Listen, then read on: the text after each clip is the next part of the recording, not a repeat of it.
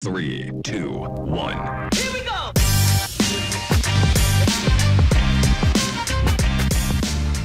Hello. Erica, how are you? I'm good. How are you doing? Welcome to the studio life. Thank you. Happy to be here. And yes, we're happy to have you. So, the studio life, Manhattan Beach Studios, and we talk about things that relate to the studio. And Erica, I couldn't be happier for you to be here with us. Thank you. You're doing some really cool things, and I really want to learn. So it's nice to have you. Thank you. I'm happy to be here. It's glad to see you guys. I mean, we first started, you were in a different studio, so now I'm glad to see this amazing studio. You have so many things you can do here, and we just recently did the photography here, so I appreciate it. That's right. We love content. Yeah. And we try to touch as many parts of content because in today's day and age, there's nothing that doesn't need everything. Yeah, we're all multimedia companies. We're everything. Yeah. So, and it would be crazy if you had to go out and hire all of those unique positions, and we end up building the expertise in-house. Right, exactly. So, your show, tell me about it. So The Newsworthy is a daily news podcast that we call Fast, Fair, Fun. I really started it as because I was a TV news reporter for over 10 years, and I kept hearing from people that news was too time-consuming and boring and depressing and overwhelming and biased. And I saw what was happening in the podcasting space, that it was going up, TV news was going down, and more importantly, I became passionate about helping people solve this problem so they didn't want to just tune out news altogether because they were depressed by it. So Fast, Fair, Fun is what we do at The Newsworthy. Fast, it's about 10 minutes a day, Monday through Friday. Fair, we really go out of our way to make a show that is unbiased, that pulls from perspectives from all different news outlets, all different sources, and we're still factual, but we will give you what all sides are saying. And then it's fun. So I try to bring a fun personality and voice to the news whenever possible. And we also do a variety of stories. So it's not just the doom and gloom stuff. Gotcha. So if it doesn't bleed, it doesn't necessarily lead. Other things can lead in this particular case. Yes, that's true. No, we will talk about some of the serious stuff that happens. Basically, we want you to be able to walk into work after just listening for 10 minutes or talk to your family and know what's going on, and also have new things to start conversations with, but have a little less anxiety about the news. I don't think you need to sit there for an hour and hear every last minute, little detail about this breaking news story because it's just going to give you anxiety. We can tell you in about a minute what's going on, what you need to know, and then you can look up, if you want to know more about that story, you can look more. But I just think that people get so much information in today's world that sometimes less is better. Yeah. So let's bring us back to the studio life. Yes. You gave up newscasting for this. Like people dream of that job. People go to journalism school for that job. So what was it about that job that both made it great and made it something that you thought it was time to transfer out of? Yeah, so I did TV news. I studied journalism in college. I then worked my way up within TV news, and most recently worked at the CBS affiliate in Los Angeles. But after 10 years in that business, like I mentioned, I was hearing from people that they felt news was too depressing and time-consuming and all of these things. And quite frankly, I was feeling it. I was going from tragedy to tragedy, in person, covering all of these things, talking to all of these victims. And man, it takes a toll on you doing that. And I thought, I want to help myself, and I want to help other people who feel that they just can't listen to the news anymore, but still want to be informed. And because I was seeing what was happening in the podcasting space, and I got really excited about the potential there, that with your smartphone, on your own time, while you're multitasking, driving, folding the laundry, getting ready in the morning, you can also be getting some quick news. You can also be listening to whatever it is that you want to listen to. And the beauty of podcasting is that it doesn't take a ton to get started if you already have some of that experience. And ultimately, I decided, I need to try this. And so I quit my TV news job and went for it. And I said, let me give myself a year and see if this can work. I wanted to give myself long enough that I could see if the audience would grow, if I was getting good feedback, and that I really gave it a good shot. But if after a year it's not growing, it's not making any money, it's not doing anything, then I'll pivot again, and at least I tried. Right. So that was my mindset going into it, and thankfully we're 4.5 years later, and we've continued to grow. Amazing. So you essentially are a studio owner. Yeah. So you went from a journalism position. Now, as a journalist, what was your level of technical understanding?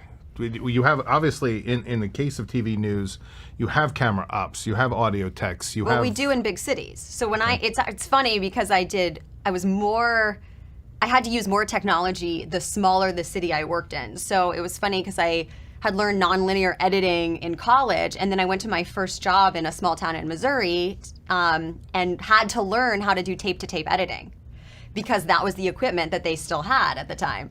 And so I did all my own camera work, I did all my own editing, as well as reporting, writing on camera in my first job, which was great because I love wearing every hat so that later on when I'm working with those people, I'm able to collaborate with them better because I know at least a little bit of what they go through and what it takes to run the camera through the Capitol building or whatever.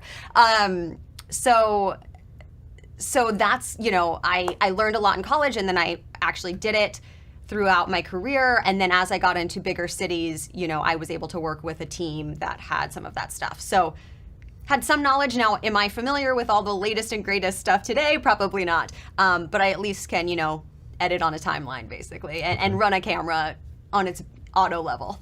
Right. Which surprisingly is quite good these days.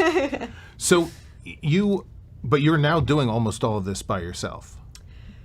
So when I started the podcast, I was doing everything by myself. Again, it's kind of like a repeat, right? Like where I started in a small city, I did everything myself. And then when I chose to launch a podcast, I just chose to do it all myself to make sure it would work before I put even more money into it.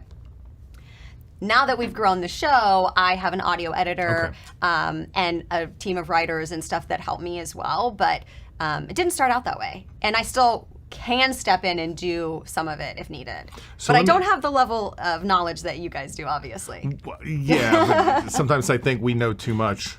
My father was a doctor and used to say that quite a bit. He said, the problem that you have now is that you know too much. You can be worried about even things that have a 0.5% chance of happening when, in previous generations you didn't. So Right. I do think our curse is access to gear and access to toys and access to information. And so we end up not doing when we spend all of our time focusing on new gear, focusing on education, focusing on stuff, we're not producing creative content.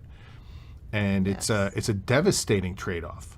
Oh, when I first started, a lot of people's advice, and I completely agree, is it's really easy to spend a lot of time on your website because it's kind of procrastination of what you really need to do. And so get a website up and have that be available, but that's not where you need to spend your time. Right. And I completely agree. We used to talk to clients, especially as a lawyer when we were in artist development, to say your website should not take more than an hour of your time. Put something there and get back to work. Yeah. You'll have years to work on the website. Right.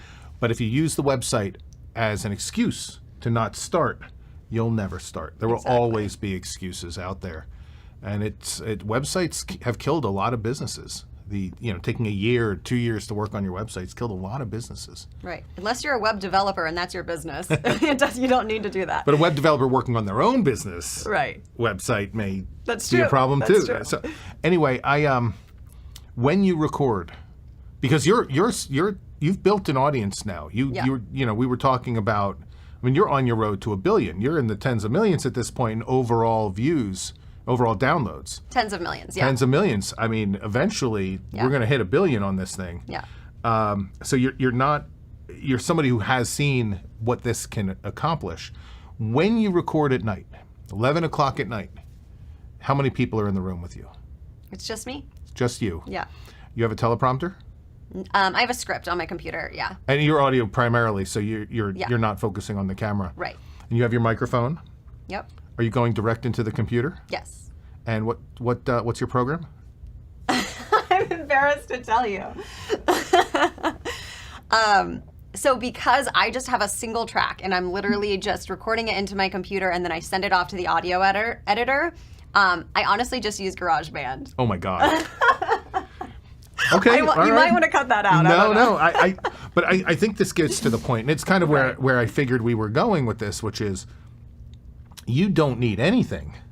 Right. I purposely kept it simple because I didn't want some of those things to stop me from doing. And ultimately, is the end listener going to know the difference? You know, I send it off to an audio editor who is able to do some post-production on it. But like me talking to GarageBand or Avid, I don't think is gonna really make that big of a difference for the end product. Yeah. And so I purposely kept it simple so that it wouldn't slow me down. I mean, it's remarkable, but it goes to the core theme, which is the technology can get in your way. Right. But we already have the tools we need for most things. Yeah. You know, Avid won't make your microphone sound any better relative to GarageBand. Avid may have additional features, but overall, you've got your microphone, you've got a recording platform, make it happen. And then your editor gets that at what time every night? Yeah, but I mean, between 11 and midnight Pacific time, because we're trying to get the show out by 4 in the morning Eastern time. So by the time people wake up on the East Coast, they can get their morning news. And your editor is in the United States? Australia. Australia. Okay, Yeah. so somebody's awake when that thing comes in. All right. So that's a really good way of working. It's very simple and streamlined. Yeah. When you started this, did you know what to expect? Now that you've done it for a few years and you have the chance to look back on this, did you know what you were getting into? I was naive in a lot of ways, but I actually think that's helpful sometimes because the challenges won't stop you. You know, you can, and look, anything that you do, you're never going to know everything that you're going to deal with. I think I knew, I'm a journalist, right? I researched a lot before I started. I knew that it wasn't going to be so easy and I was going to have a huge audience tomorrow as soon as I hit launch, right? And that's why I kind of went into it saying, let me give this a year and see what happens. And I tried to stay open to that. Obviously, I really wanted it to work, but I was open to finding out. And I told myself that the worst thing that could happen is that I'm embarrassed. You know, and that I shouldn't let that stop me from telling everybody about it. Because if I'm going to be shy about it, it's not going to work.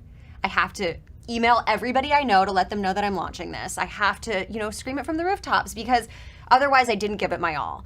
And the worst thing that would happen is that it doesn't take off and that I would be embarrassed. But ultimately I know that I would learn something from that. And there were times that I actually talked to my husband about it, like, even if this ultimately doesn't work out or it doesn't become what I want it to become, I have learned so much through this process that I will never regret it. Yeah. And you know, obviously, it did work out enough that we've been able to grow a sustainable business, and I hope to continue to grow it. Amazing. So tell me something. When and we know this from personal experience, clients come walking on in here, and they start their podcast or they start their whatever it is that they're starting, and they get discouraged. Yeah. And the number one way that they get discouraged is view count. Yeah. And we talk to them about view count. We talk about not only time for growth, but we also talk about how view count is not necessarily the right statistic. Tell me a little bit about what you think. So my position is that view count is not always the right statistic. Absolutely. Am I right or wrong? And what do you think when you hear people talk about this?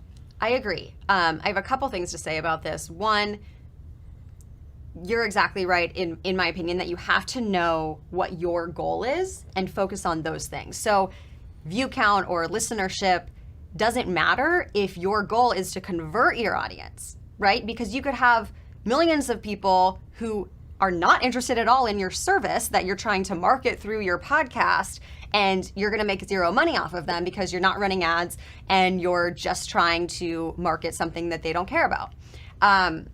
But if you have a smaller audience who's really into this and they're going to spend the money on the thing that you offer, that's so much more important. And so it starts by knowing what is your end goal, how do you plan to monetize, and then what are the, you know, KPIs for that.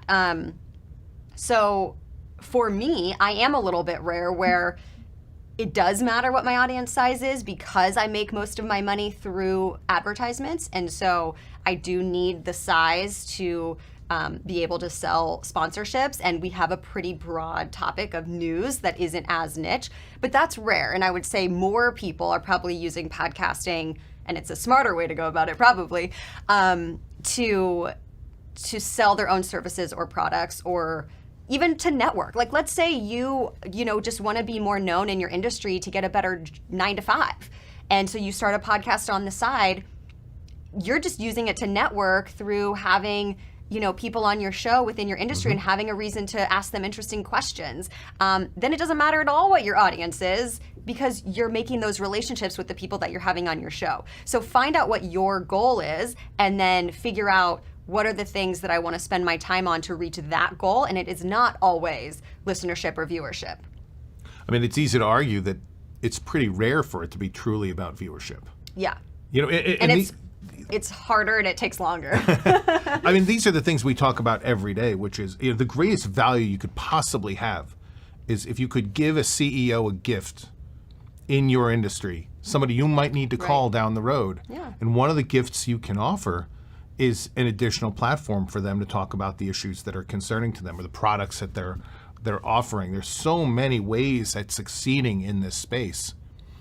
Yeah, and then I would think about, because I want to, the most important thing to me is to present myself to that CEO or that guest that I'm having in a really positive way, because my whole goal is networking at that point, right? If that's your end goal.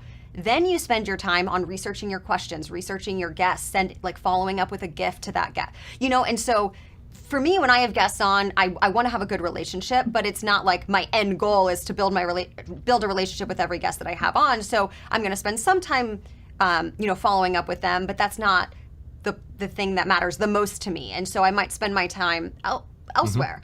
But that's just another, to your point, another reason to know your goal, so that you can double down on the things that work to get you to your goal, and let go some of the time-consuming things that don't matter as much, such as obsessing over your numbers. Yeah. I mean, we look at realtors and we say, how many views do they need to be successful? And if they're in the business of trying to sell a house, it could be one. Right. The one person who watches may be the person who goes to the site, finds the property, and pays $1.5 million. Yeah, and that person watching it does not care how many views it has. They just want to see the house. Yeah. Now, do you focus? It sounds like you're very focused on the message that your audience needs. Do you find that is lost in younger podcasters, that they want to do everything, or they're not super focused on their message, and that dilution ends up causing problems for them? Well, I think you need to know what are you trying to get across to your audience, because you're going to lose people if you don't know, then they're not going to know, and they're not going to want to listen then. But I would say if you're younger and you're trying to figure out, what you want to do in the business, doing a lot of things is okay, because you have to experiment to know what you're good at and what you enjoy and all of those things. So, kind of like the wear all the hats thing. Like, if you want to be on video and do a podcast and do a newsletter, and I mean, we do a lot of those things too. But I think at the end of the day, you need to know what your message is, so that people know why they should listen to you. Why are you unique? Because there's probably a lot of podcasts out there already doing something on your topic. So why are you unique? What do you bring to it? Why should people listen to you? You have to answer those questions and be able to tell people. That's right. So you mentioned wearing a lot of hats. Yeah. So I'd like to mention this hat comes from Alex Baer of Genius Juice, who is one of our amazing podcasters who comes in here and has used his podcast on LinkedIn to do nothing other than tap into the entire world of people who are managing the CPG, the consumer beverage, product and beverage group. Excuse me. Speaking of beverages. Water break. He has maximized his benefit by going into the LinkedIn audience, knowing that he was looking at a business-to-business, or actually a business-to-business leader market, and get to the buyers, get to the distributors, get to the competition, and figure out how to build those relationships. So that's my hat segue. So I didn't know I was going to do that, but you mentioned hats, and I realized I was wearing the hat of one of our clients. So Fantastic. Would you do this all over again? Yes. Do you- Absolutely. Do you know that you're making a difference in people's lives? Yes, and that is truly what motivates me now, and especially during the times of uncertainty, because every time that I was unsure, is this going to get to where I need it to be, then I would hear from a listener or read a review that they have less anxiety about news, that they voted for the first time because they finally feel informed enough and they can tolerate, listening to the news every day. That they're having better conversations with their friends and family, making better decisions because they feel more informed, that their friends are asking, how do you know all this stuff? And they feel really good about that. So those things matter so much, whether it's big or small in that person's life. I mean, I get to be part of people's morning routines. They're letting me into their life every day. That's so special. I think that sounds great. Yeah. So I think that essentially wraps up my topic for the day. I think that the ability for somebody to take on the obligations of running their own studio, building their own business, is and committing yourself to this every single day, not once a week, or once a month, in order to try to archive as many episodes as possible, but to look at this like a career is pretty remarkable. You're one of the most tenacious podcasters I've ever known. Thank you. I mean, I do think if people can start something on the side, that's great. For me, I knew that I couldn't. It was all or nothing, because you can't batch a daily news show, right? You have to do it every night. And once I made that promise to the audience that it's going to be there every morning, I was not going to go back on that promise. And so the audience is really what held me accountable, that I made this promise to them. I'm going to do it even when I don't feel like it, which was plenty of times, right? And yeah, there was now I'm thinking, there was something else that we were talking about you had mentioned that, fear stops a lot of people. And for me, when I really realized that it was time to do this was I imagined in 5 years, I'm going to reach every goal I ever had within television news. Is that what I really want still? And I realized that's not, even if I reached every goal in TV news that I used to have, it's not really what I wanted anymore. And so at that point, I had nothing to lose. And I trusted myself that if after a year it didn't work out, I would find something else. We would come up with a backup plan. And again, the worst thing that could happen is that you're a little embarrassed and you let go of your ego, and then you jump in and amazing things happen. That's right. Everything I've ever achieved faced embarrassment head on. Yeah, exactly. And fear. Yeah. Absolutely. I sold my first record. I couldn't even sing. I sold my first record to 300 of my closest friends. I love 300 is the word where I started too, where it was 300 downloads of, people I knew, people that I told when I first started, and I kind of had to build from there.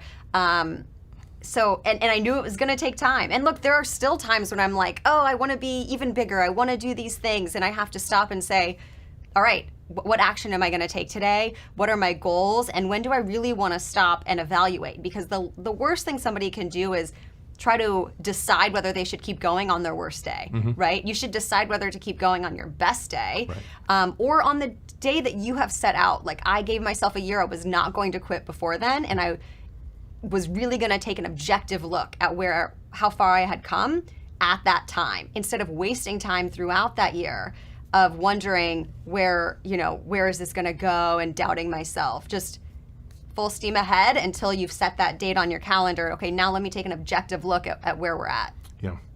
I'll tell you the one lesson I learned. On the verge of failing and being completely embarrassed, find the right people to help. That I found the producer who I was trying to program the drums myself. I was trying to do things that were so far out of my expertise. Yes.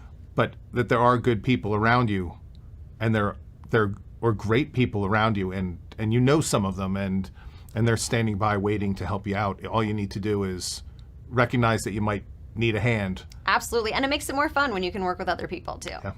Well, sounds good. Erica, it's a real pleasure. I'm so glad you came by the studio. Thank you so much. So this is the Studio Life again. Mark, my friend Erica, and we'll see you next time. 3, 2,